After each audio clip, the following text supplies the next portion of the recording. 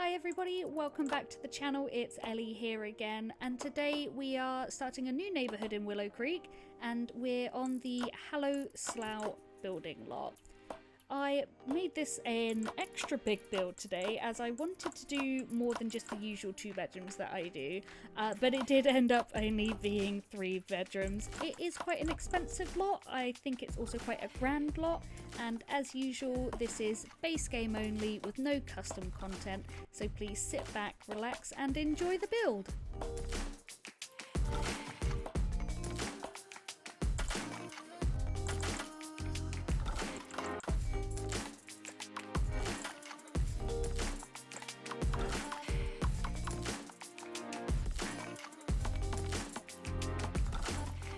I was very lucky this time around as the roofs basically gave me no trouble at all, and for that I was incredibly thankful as I've had enough of roofs stressing me out. However, the stairs were a bit of a problem this time around, but we'll get to that when we get to that. For now, I'm just thankful that the roofs were easy this time.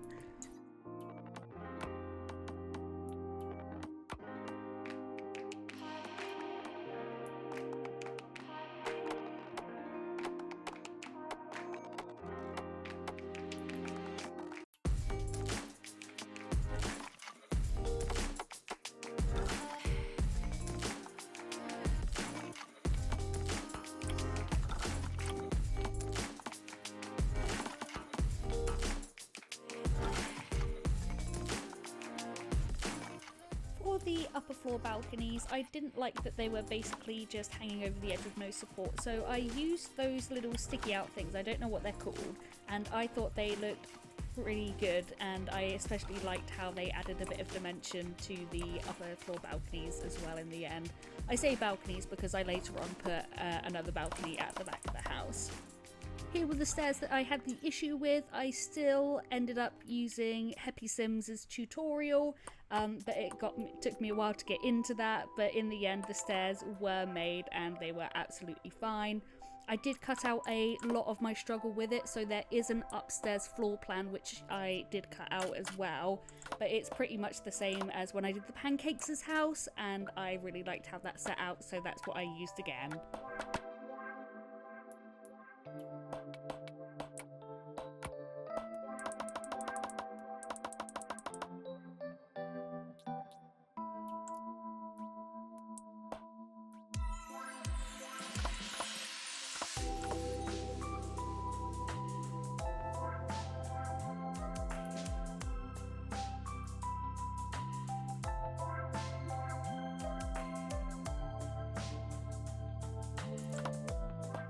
For the downstairs floor plan, I did something similar to when I did the Pancakes' house, so 2 side rooms and a back room. We do also have that hexagonal tower there as well.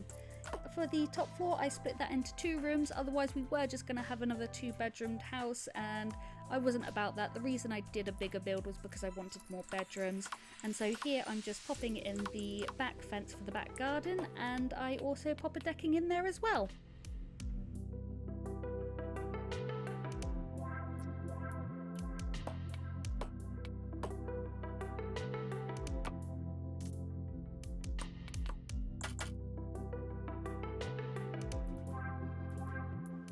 I wasn't sure which front door I wanted to go for. Originally I wanted something big and grand, but ended up settling on that nice 2-block one there.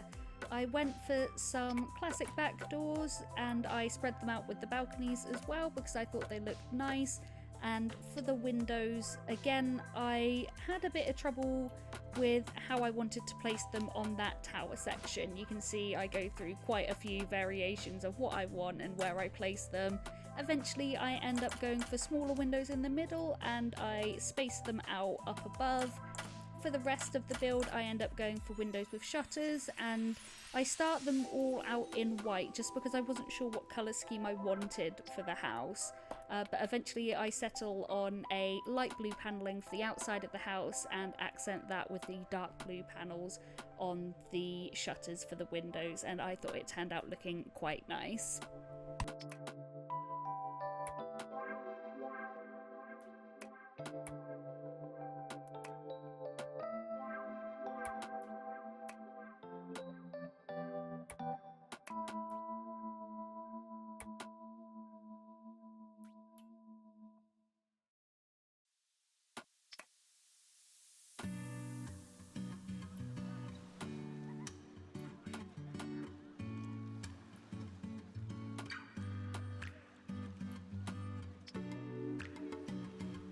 So what I'm doing here is I'm just doing some final little touches in build mode, making sure that the windows are placed correctly, that there aren't any odd ones or any weird angles. I pop in an extra little room there for a half bathroom so we can have few more bathrooms in The Sims, and I do pop another bathroom on the top floor later on as well. I'm just slamming in the doors here. They're the basic prairie style doors, and I put the one tile ones in where the bathrooms will be going. I think they're great little space savers, and as usual I just slap down a wallpaper and floor covering to make it easier for decorating later.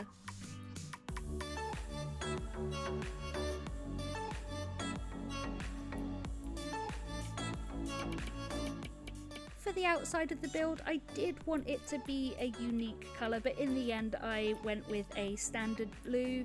It's the colour that most of the accents match with in the end, and it goes well with all of the other colours.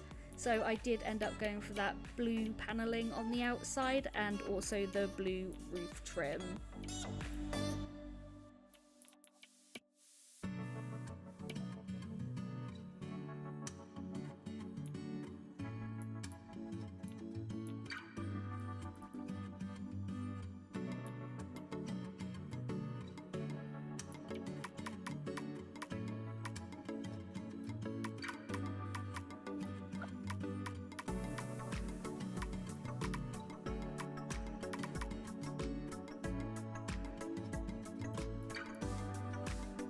I did want a bit more colour in the build rather than just the light blue and white, however, so what I did do is I went for the dark blue shutter colour on the windows. I almost did it on the other pane windows, but then I thought that was maybe a bit too much, and I also go in and I change the balcony colours for the railings on the balconies, and I put in a nice black flooring. I've edited the stairs as well to go with the black stairs. I did want to do the white floor paneling in the house, but I was like, nah, that's just too much white, too much blue. Let's at least mix it up a little bit. And I thought it turned out really, really nice.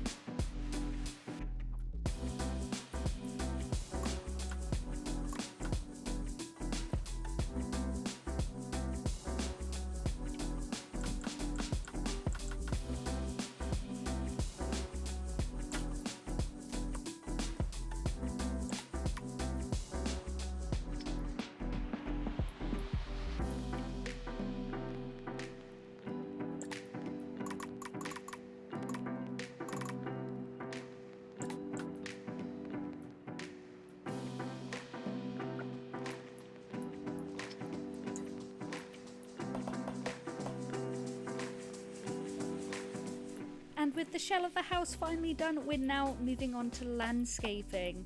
As usual, I put a nice flower border at the front. I put a nice little path moving up to the front of the house, as well as some terrain paint.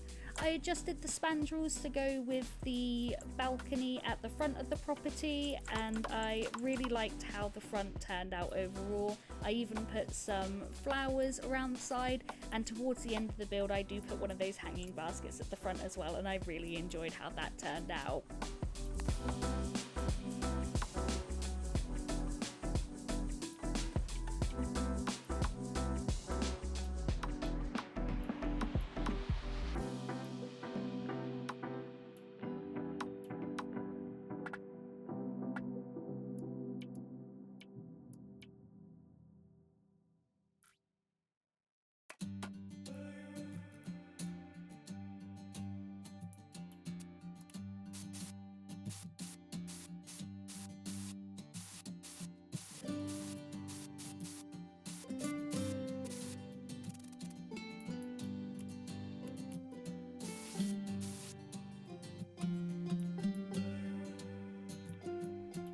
For the back garden, I did, as usual, put a swimming pool in.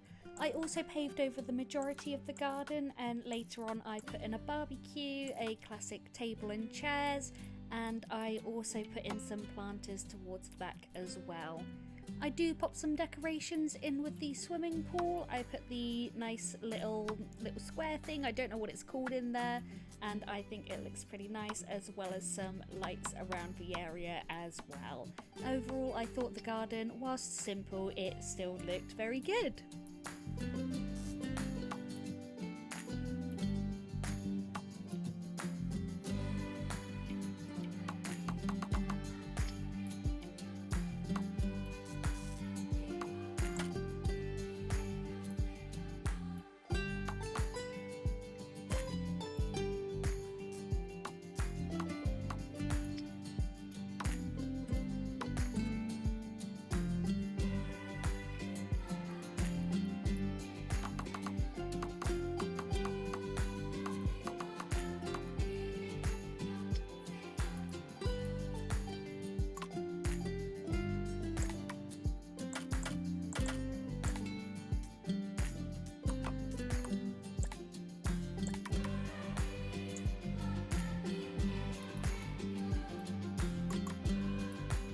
Starting with the kitchen, I do put my favourite tiling down on the floor there. You wouldn't know it because of how little I use it in my builds, and that's because I'm aware I use it a lot of the time, so I try to not use it as much. And I use my favourite half tile, half plaster backsplash. I initially tried to do a very closed kitchen, but then realised it wouldn't be functional like that. So what I ended up doing is putting down the appliances first, and then doing the counters around them so that I had an idea of what would work. So I ended up leaving out that outer corner cabinet there and put in the above cabinets as per usual, and I thought it ended up looking very nice and very cozy.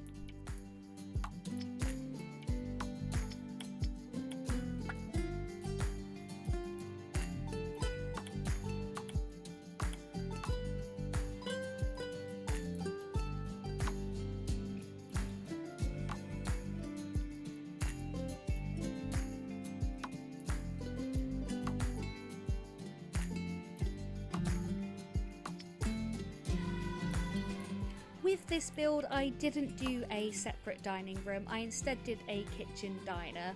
I thought it worked really well with the premise of the house, and I'm not sure why, but I did like how it fit in that little hexagonal tower bit.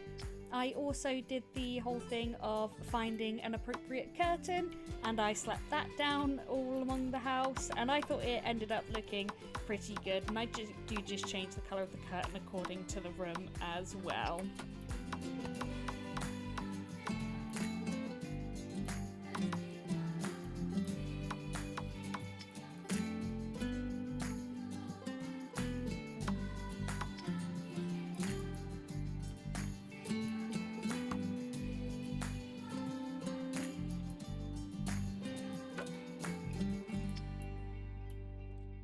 Now, for this ensuite bathroom, the realisation only hit me whilst I was furnishing it that it probably wasn't the best shape to do. I do end up fitting a bath in there though, as well as the toilet and sink, and I managed to pop a few extras in as well. I'm pretty sure in real life that door would not open properly, or it would definitely hit the sink and be damaged. But I think overall it did end up looking nice, if a bit cramped, but hey ho, I don't have to use it, so I'm happy with how it turned out. So here I'm just making a nice little half bathroom. I just pop a toilet in there with a toilet roll. My imagination said that they would go to another sink to wash their hands, as I couldn't fit a sink in there. And what I did end up doing, like I said earlier, was popping in a new bathroom up top there, so that there could actually be a second bathroom that wasn't the ensuite. Instead of a window, I popped that extraction fan on the outside of the property. We have that sometimes in the UK, not sure about other places. Again, I'm not that well travelled, but sometimes there will just be no windows in the bathroom, and instead there is an extraction fan to get rid of the steam and things from the shower. I managed to fit in the accents in that bathroom up there, and overall I thought it looked very nice, and it was a very nice shared bathroom for the top floor residents there.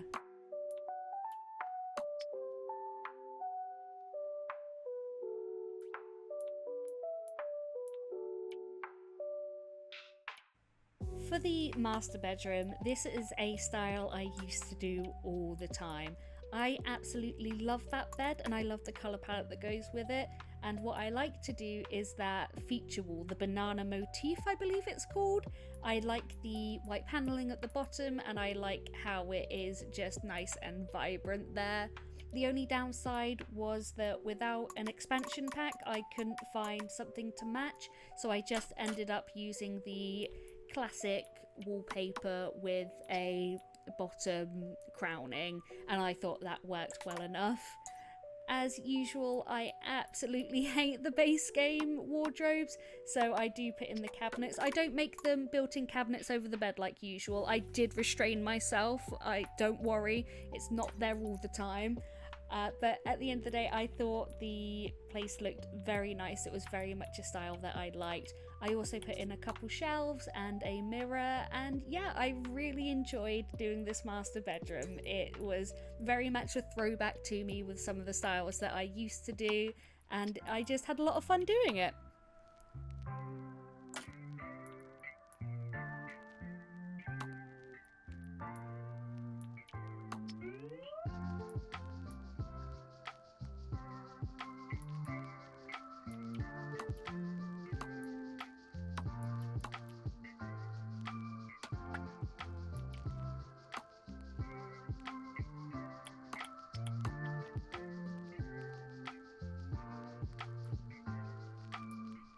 For the second bedroom, I knew I wanted to use more saturated colours this time around. I'm very aware that in my previous builds I've been using lots of pastels, lots of pinks and lots of light blues, and I do end up using them a couple times in this build as well, I will admit. But the sort of idea that I had for this room was an artist's attic, especially as the bedspread on that bed has the Van Gogh Starry Night on it. And I thought it came together really nicely. I put the desk in there with the drawings overhead because he's been drawing at his desk.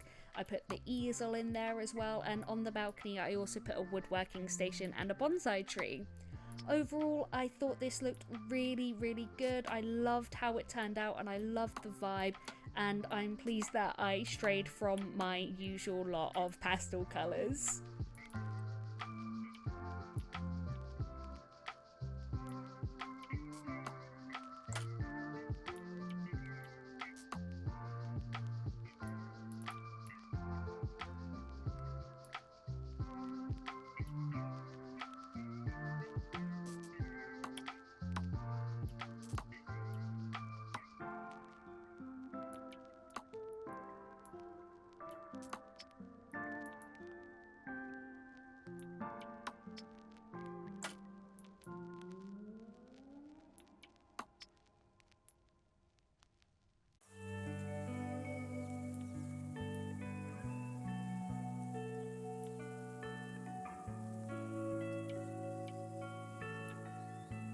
For the third and final bedroom, I did go for that tried and tested true method of the blue and bubblegum pink.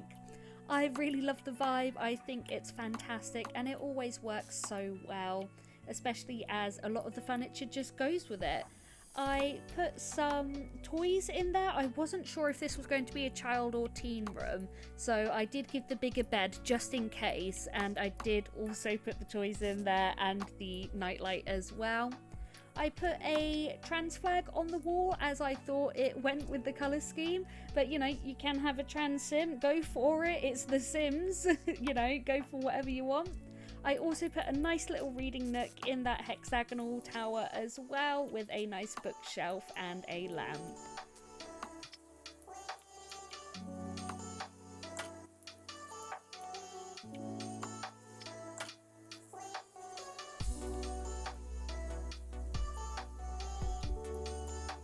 In terms of the living room, I knew I wanted to put a fireplace and television on that wall. That was always going to be what that space was for.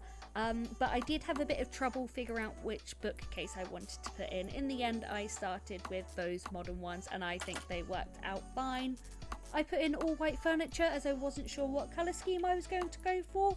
In the end, it was a very neutral colour scheme. I think I went for a nice beigey colour, and yeah, I put in a nice little brown rug and I thought it worked really well with the colour scheme.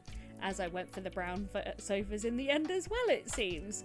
Yep, I think it looked very nice. It was very casual, it wasn't too in your face, and I think it looked really good.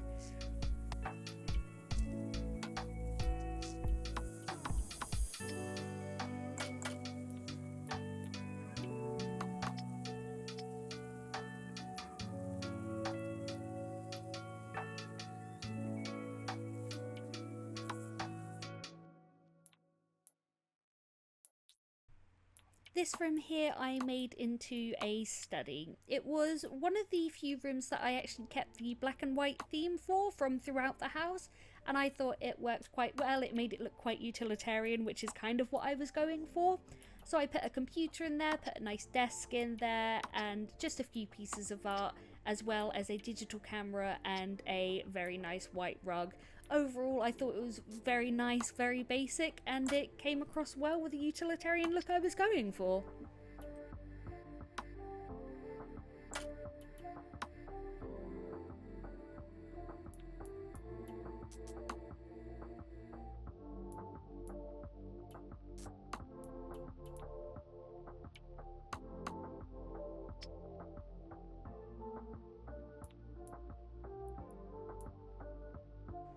So here what I'm doing now is just sorting out the corridors and the hallways.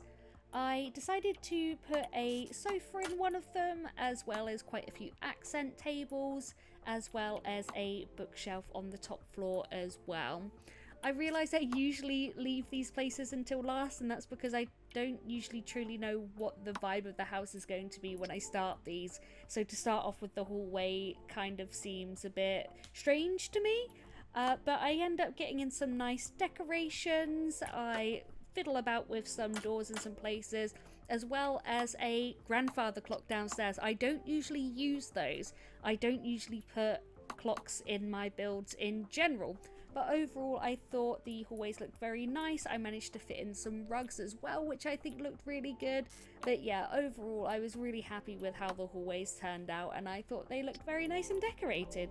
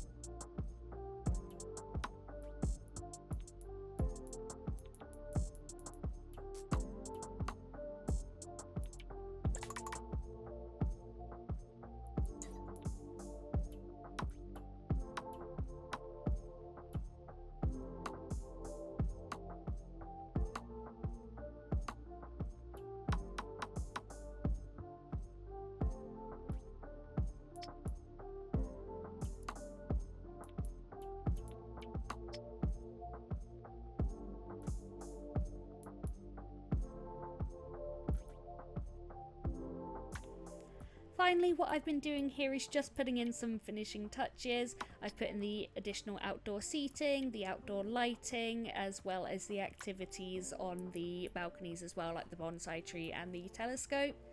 So I've put this on the gallery. It is now live. It's called Tower House Slough, and it comes in at just under 117,000 simoleons. Thank you so much for your time today, guys. I do appreciate you watching these videos, especially with how long this one was. I hope you are enjoying the longer videos because, you know, I will still keep making them. If you want to like and subscribe, I'd really appreciate it. But if not, I hope you have a wonderful day and enjoy the free cam view.